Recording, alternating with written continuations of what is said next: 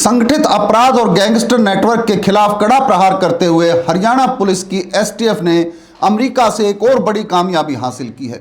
STF ने Lawrence Bishnoi और काला जठेड़ी गैंग से जुड़े कुख्यात अपराधी सोमवीर उर्फ मोटा को सफलतापूर्वक भारत प्रत्यार्पित करवा लिया है। आरोपी सोमवीर, जो हत्या और रंगदारी जैसे 26 संगीन मामलों में वांछित था, 10 फरवरी 2026 को भारत लाया गया। यह एसटीएफ हरियाणा द्वारा वर्ष 2025 से अब तक किया गया 10वां बड़ा प्रत्यर्पण है। ये सोमवीर मोटा नाम का एक क्रिमिनल, जिसके खिलाफ करीब 26 मुकदमे अलग अलग अपराधों में इसके रिकॉर्ड में हैं। इसको कल यूएसए से डिपोर्ट करा के इंडिया वापस लाया गया है।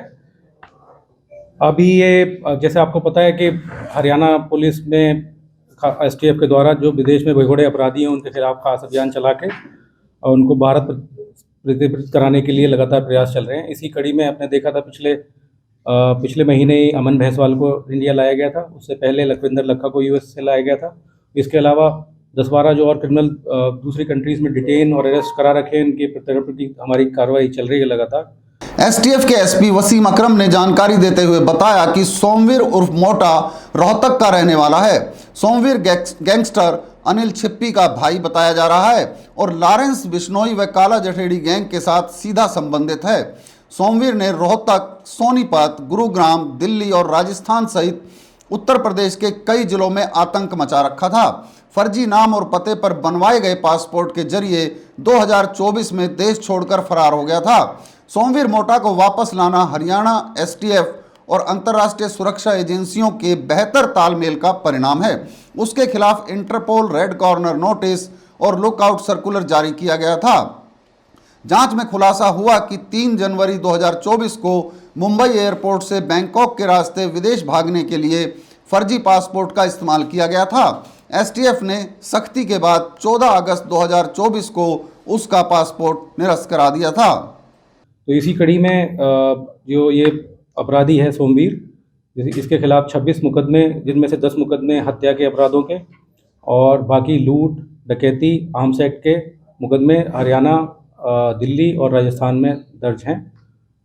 ये 2022 में अभी तक पूछताछ में पता चला है कि 2022 में जेल से जमानत पे आने के बाद में नवंबर 2023 में इसने गाज़ियाबाद के एक फर्जी पते पे आइडेंटिटी डॉक्यूमेंट बनवा के वहाँ से पासपोर्ट अर्जित किया और उस पासपोर्ट का इस्तेमाल करके जनवरी 2024 में ये पहले मुंबई और मुंबई से फिर थाईलैंड और थाईलैंड के बाद में ये फिर दुबई चला गया था।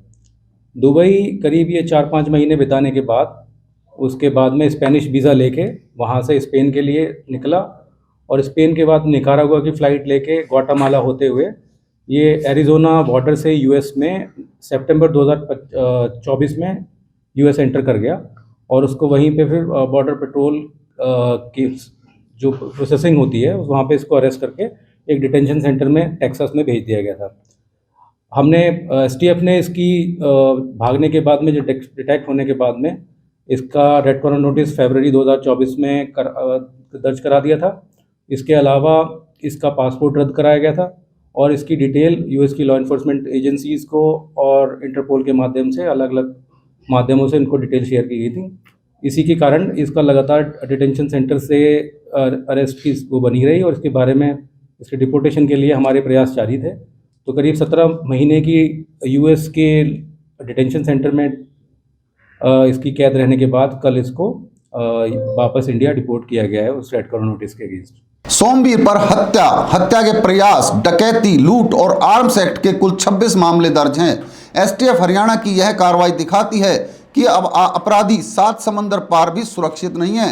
इससे पहले एसटीएफ ने लखविंदर लखा व अमन भैंसवाल को भी अमेरिका से प्रत्यार्पित कराया था। एसटीएफ हरियाणा अपराधी नेटवर्क को ध्वस्त करने और जन सुरक्षा सुनिश्चित करने के लिए पूरी तरह से प्रतिबद्ध है। यह प्रत्यर्पण संगठित अपराध के विरुद्ध हमारी निरंतर अंतर्राष्ट्रीय जंग की कड़ी है।